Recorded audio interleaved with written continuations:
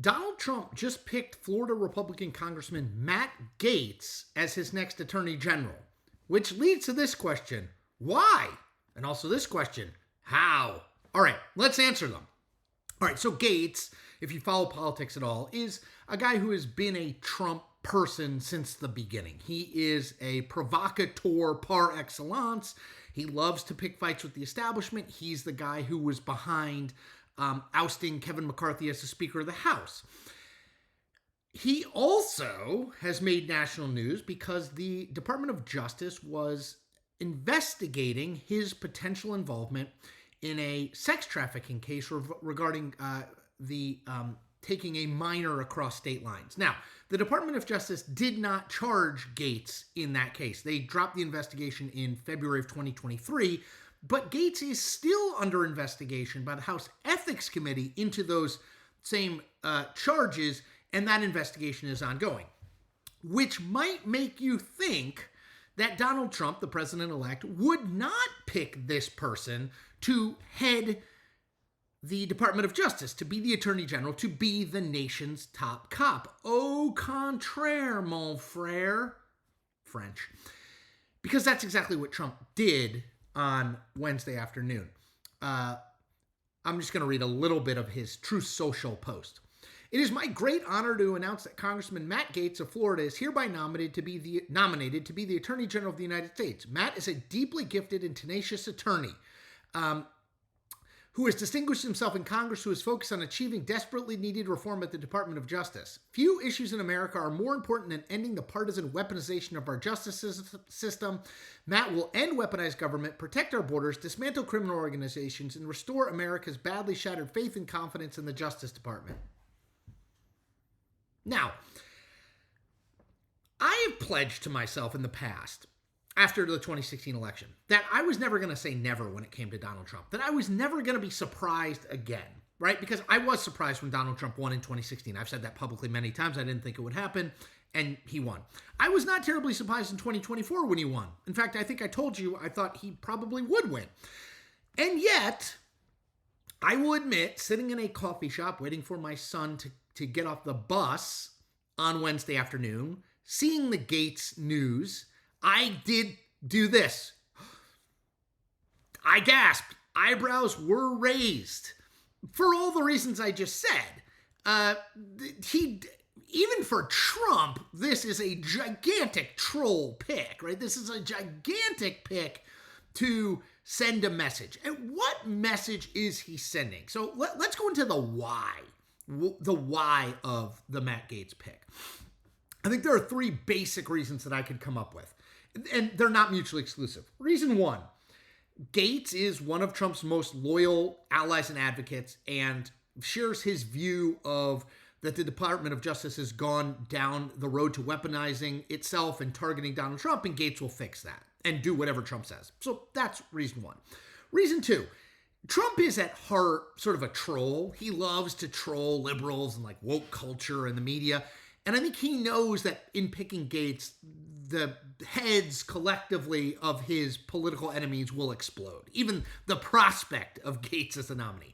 And then the third reason is this. As a dare and a sort of loyalty test to Republican senators who publicly say they are for him, but who grumble about him privately. Now, I think it's mostly reason number three with a little bit of one and two mixed in. So let's spend time on reason number three. So Trump is not dumb, no matter what you think of him. He's very aware of how people perceive him. And I think he knows that while every Senate Republican, if not everyone, almost every one of them, is publicly very supportive of him, and yes, MAGA and all that, that there are plenty of them who are a better fit in sort of like the establishment Republican Party that existed before Donald Trump, the kind of Mitt Romney version, the Mitch McConnell version of the Republican Party.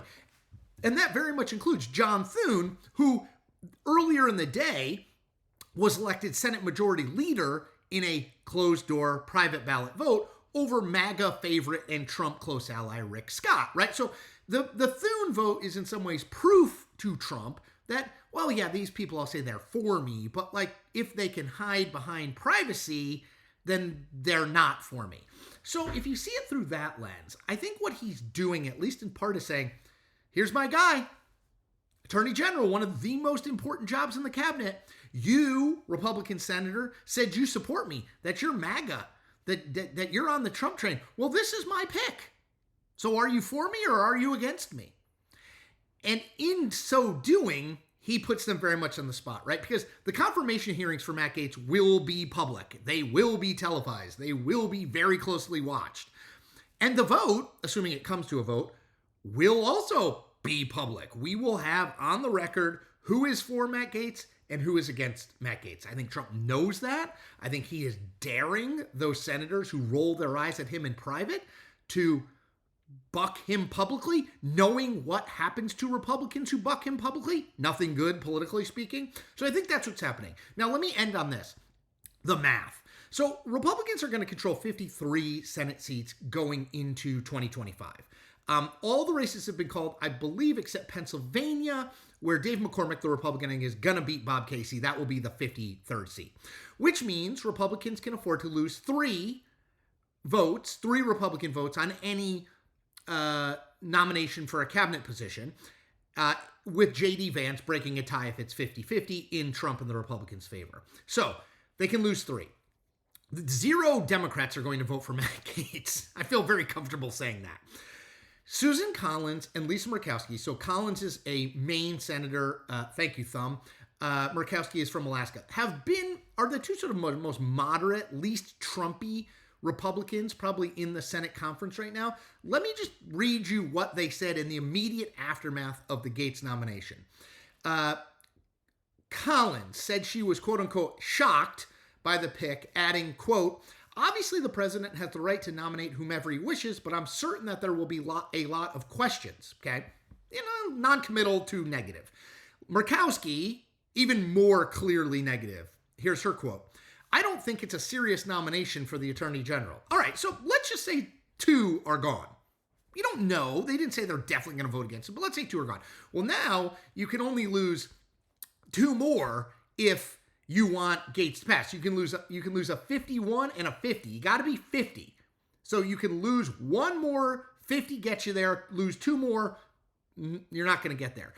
I think that's a very, very fine line to walk. Gaetz will be confrontational in his confirmation hearings. That's who he is. You have a couple senators up. Tom Tillis is up in North Carolina in 2026 in a tough race. Will he stay on board? Again, this is a dare by Donald Trump to Senate Republicans. I dare you to break with me publicly. And if you do, you know what happens. We'll see. This will be, I predict, the biggest fight from a confirmation perspective of the early 2025 congressional schedule. It will be the most high profile. It will be the one that will divide Republicans the most. It will be the one that puts Republicans most on the spot. And I think Donald Trump loves that.